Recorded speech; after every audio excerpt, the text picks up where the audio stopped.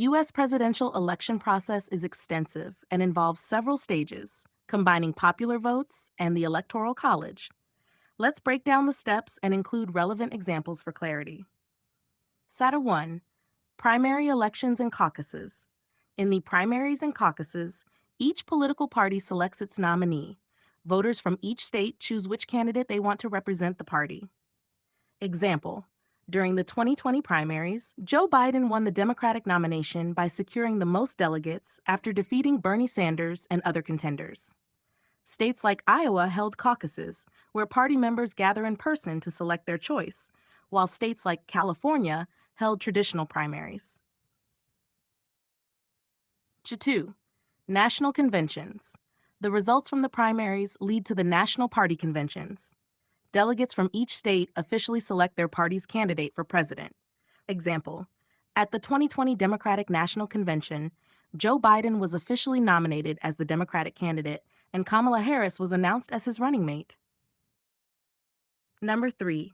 General election campaign. After the conventions, the nominees from each party campaign nationwide. This includes rallies, town halls, and presidential debates, where candidates share their policy platforms and address key issues. Example: the debates between Donald Trump and Joe Biden in 2020 centered around issues like healthcare, COVID-19, and the economy, and were widely televised. 4. General election, popular vote. On Election Day, typically the first Tuesday after the first Monday in November, voters cast their ballots. Example: in 2020, Biden won about 81 million votes in the popular vote, while Trump secured around 74 million votes. However, the popular vote alone does not decide the election.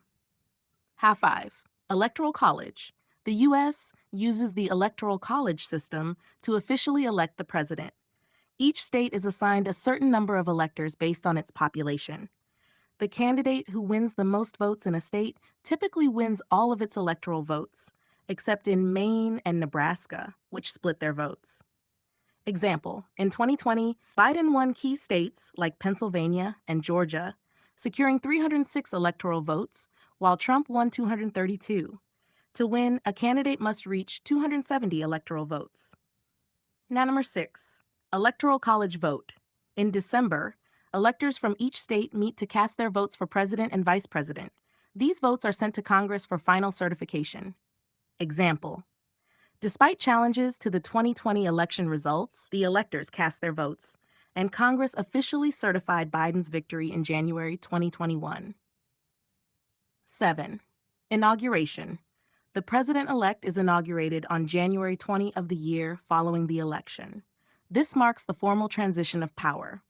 Example: Joe Biden was sworn in as the 46th President of the United States on January 20th, 2021, in a ceremony that also included Kamala Harris becoming the first female vice president.